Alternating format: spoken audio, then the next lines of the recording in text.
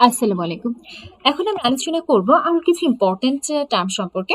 Order kinetics, steady state concentration, plasma half life, loading dose, maintenance dose. তো মোটামুটি এই জিনিসগুলো এখন একটু আলোচনা করার চেষ্টা করি।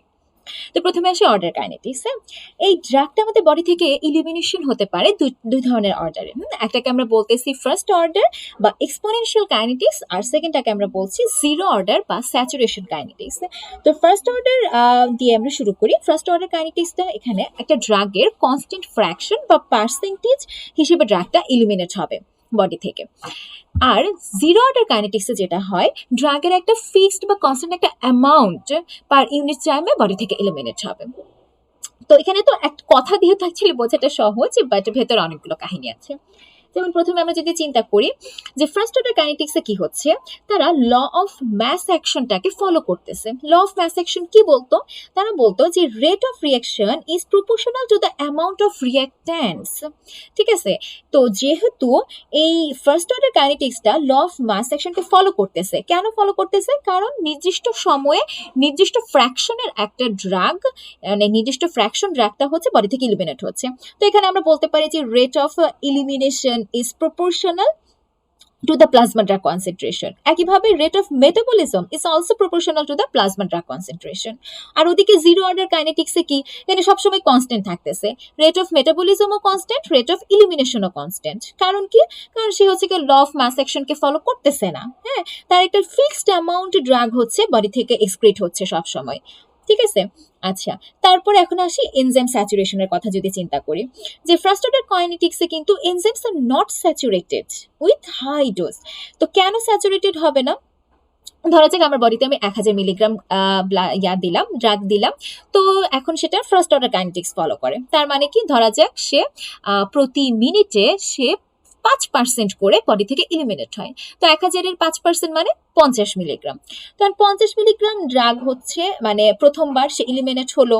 তারপরে হচ্ছে তাহলে হলো কি 1000 থেকে 950 হলো।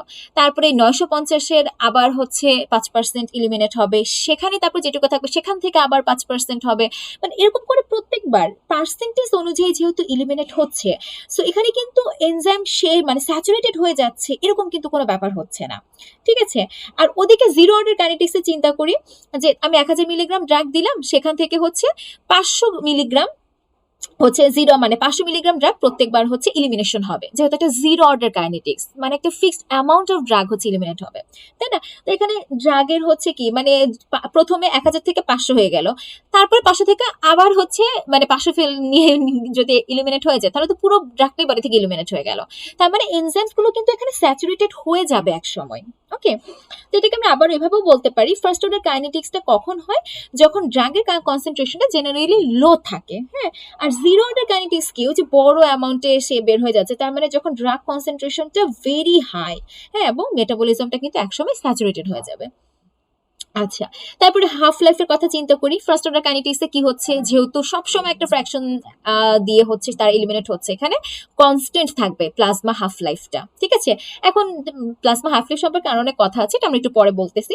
তো হাফ লাইফটা ফার্স্ট অর্ডার কাইনেটিক্সে কনস্ট্যান্ট, আর জিরো অর্ডার কাইনেটিক্সে হচ্ছে ভ্যারিয়েবল। হ্যাঁ, দেখা যাচ্ছে যে ড্রাগের কনসেন্ট্রেশন বাড়াই দিচ্ছি, যত বাড়াই দিচ্ছি তত হচ্ছে কি হাফ লাইফটাও বেশি হয়ে যাচ্ছে। ওকে, তারপরে আমি যদি টক্সিসিটি কথা চিন্তা করি, হ্যাঁ, ফার্স্ট অর্ডারে কিন্তু চান্স অফ টক্সিসিটি লেস। হ্যাঁ, কেন লেস? কারণ হচ্ছে আমরা যদি ডোজটা বাড়িয়ে দেই তাহলে তার ইলিমিনেশনটাও বেড়ে যাবে কিন্তু। হ্যাঁ, আর জিরো অর্ডার কাইনেটিক্সে কিন্তু চান্স অফ টক্সিসিটিটা বেশি। কারণ কি, আমরা যদি এখানে ডোজ ইনক্রিজও করি তাহলে দেখা যাচ্ছে কি তাদের হাফ লাইফও ইনক্রিজ হচ্ছে। তো হাফ লাইফ ইনক্রিজ করলে তাদের ভেতরে তো কাজকর্ম অ্যাকশনও তো বাড়বে, তাই না? সো চান্স অফ টক্সিসিটিটা কিন্তু বেড়ে যাচ্ছে। আচ্ছা, তারপর এখন এক্সাম্পল চিন্তা করলে, ফার্স্ট অর্ডার কাইনেটিক্স হচ্ছে most drugs follow first order kinetics. Okay, আর হচ্ছে যেমন আমরা কিছু গুরুত্বপূর্ণ এক্সাম্পল মনে রাখতে পারি। লো ডোজ অ্যাসপিরিনের কথাটা খুব গুরুত্বপূর্ণ, যেমন 75 মিলিগ্রামের লো ডোজ অ্যাসপিরিনটাকে ধরা হয় আর কি। তারপরে লো ডোজ এরকম ফেনাইটোয়েন আছে, ফেনোবারবিটন, প্যারাসিটামল, কার্বামাজেপিন, এগুলো আছে। আর জিরো অর্ডার কাইনেটিক্স কিছু ড্রাগ ফলো করে, যেমন হচ্ছে high dose aspirin, high dose phenytoin, হ্যাঁ, ইথানল, টোলবিউটামাইড, ওয়ারফেরিন, এগুলো। তো এই হচ্ছে মোটামুটি আমাদের অর্ডার কাইনেটিক্স গুলো সম্পর্কে। তারপর এখন আমরা আসবো হচ্ছে স্টেডি স্টেট। এক কথায় স্টেডি স্টেট হচ্ছে যেখানে ড্রাগ অ্যাবজর্পশনের অ্যামাউন্ট আর ড্রাগ ইলিমিনেশনের অ্যামাউন্ট, হ্যাঁ, দুইটা সেম হয়ে যাবে। ঠিক আছে? ধরা যাক একটা ড্রাগ হচ্ছে রিপিটেডলি মানে অ্যাডমিনিস্ট্রেশন করা হলো খুব শর্ট ইন্টারভেলে, ঠিক আছে? তারপরে দেখা গেল যে মানে কমপ্লিট ইলিমিনেশন হওয়ার আগে বডি এমন একটা স্টেটে পৌঁছালো যেখানে আমার বডিতে যে পরিমাণ ড্রাগ অ্যাকুমুলেশন হয়ে আছে অ্যাবজর্পশনের ফলে সেই অ্যামাউন্টটা আর হচ্ছে রেট অফ ইলিমিনেশন, হ্যাঁ, এটা হচ্ছে কি সমান হয়ে গেছে, ঠিক আছে? তাহলে আবারও বলি, তাহলে যদি মানে বড় করে যদি একটা টিচার সংজ্ঞা জিজ্ঞেস করবে, এখানে বেশি কিছু আসলে টিচার জিজ্ঞেস করে না, দেখা যাবে জাস্ট বলবে যে what is steady state concentration explain.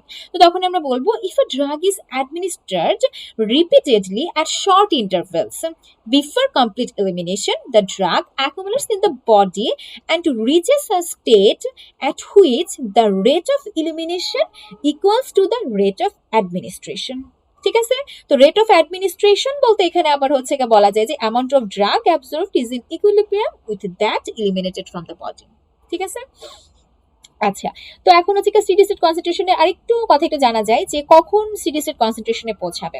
আমরা বলি যে জেনারেলি উইদিন 4 to 5 হাফ লাইফের মধ্যে স্টেডি স্টেট কনসেন্ট্রেশনে পৌঁছে যায়, ঠিক আছে? আচ্ছা, তারপরে এখন চলে আসি হচ্ছে হাফ লাইফ সম্পর্কে। এতক্ষণ অনেক হাফ লাইফ নিয়ে কথা হয়েছে, হাফ লাইফ জিনিসটাকে। তো হাফ লাইফ বলতে জেনারেলি প্লাজমা হাফ লাইফের কথাই বলা হয়। আরো কিছু হাফ লাইফ আছে, ইলিমিনেশন হাফ লাইফ আছে, বায়োলজিক্যাল হাফ লাইফ আছে।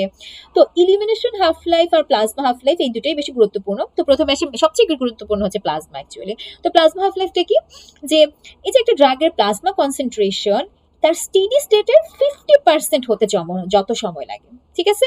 তো কি বলবো, the time by which the plasma concentration of a drug becomes 50% of the steady state after the administration of that drug is called plasma half life, okay?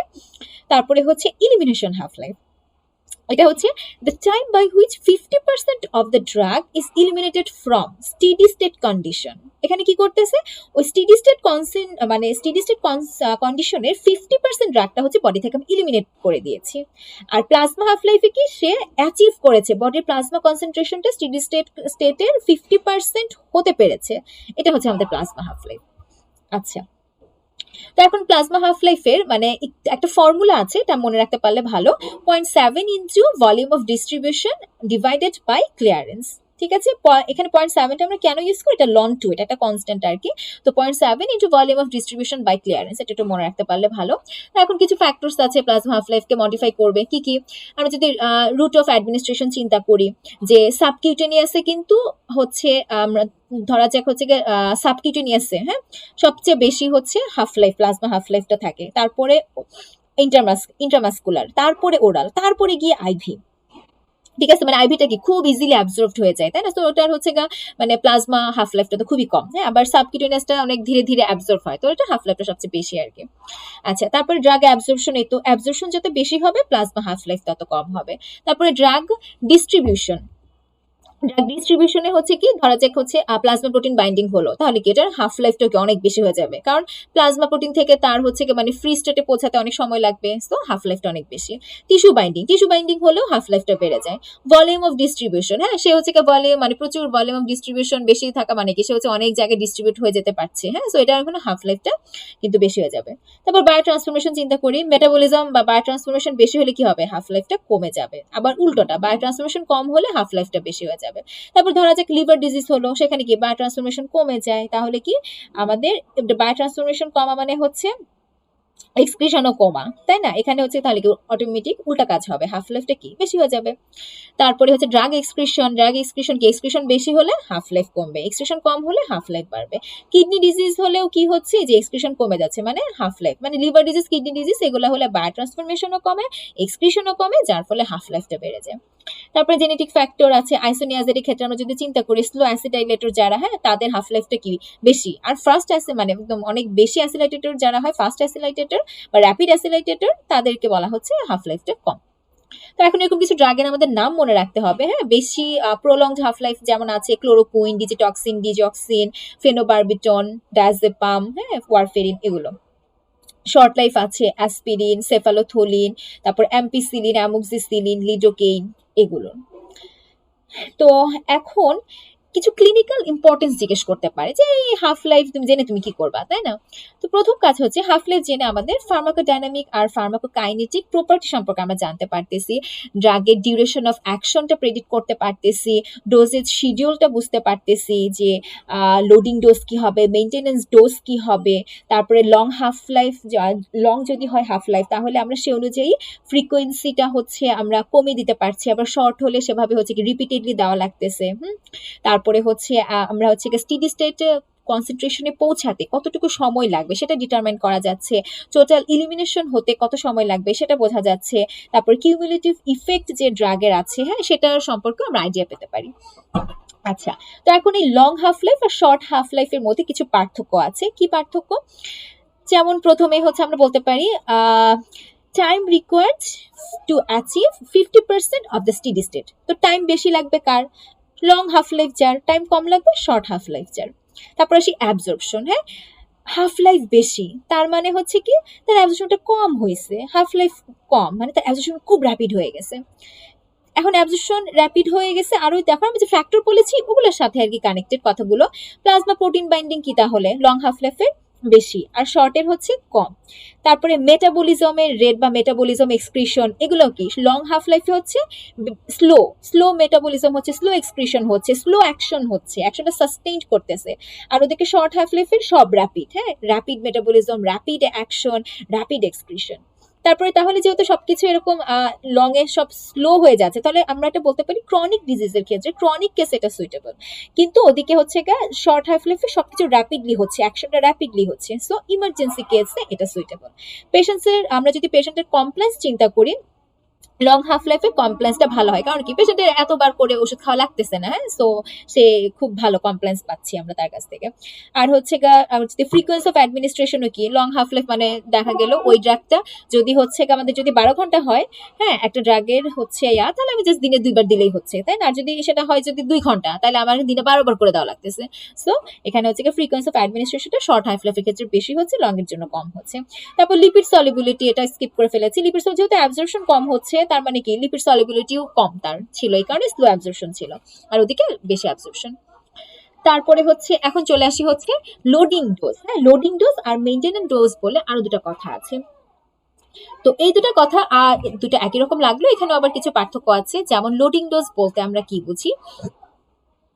Loading dose হচ্ছে যে একটা ড্রাগকে আমি হচ্ছে একটা সিঙ্গলি একটা অনেক বেশি ডোজ দিতে পারি, অথবা আমি রিপিটেডলি খুব মানে তাড়াতাড়ি রিপিটেড অনেকগুলো ডোজ দিচ্ছি যেন টার্গেট কনসেন্ট্রেশনটা অ্যাটেইন করে ফেলি।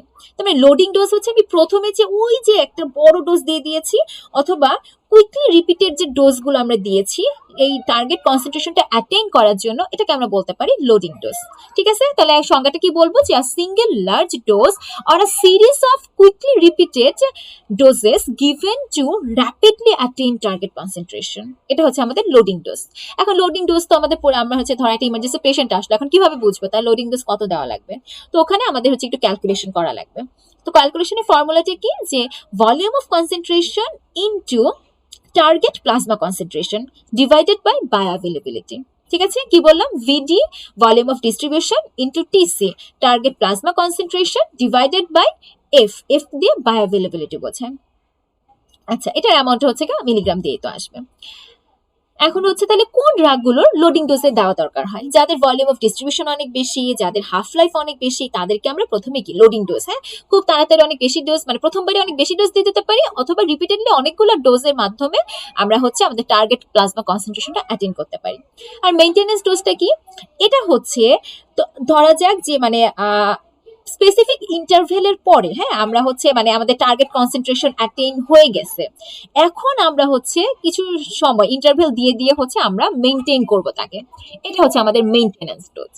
ঠিক আছে, তাহলে কি বলতেছি? It is the dose that is given at a specific intervals after the attainment of target concentration. ঠিক আছে, এখানে আমরা লোডিং ডোজটা আমরা টার্গেট কনসেন্ট্রেশন অ্যাটেইন করার জন্য দিয়েছিলাম, আর এটা আমাদের টার্গেট কনসেন্ট্রেশন অ্যাটেইন হয়ে গিয়েছে, তারপরে আমরা মেইনটেইন করার জন্য আমরা স্পেসিফিক কিছু ইন্টারভেল দিয়ে দিয়ে হচ্ছে এই ডোজটা দিচ্ছি।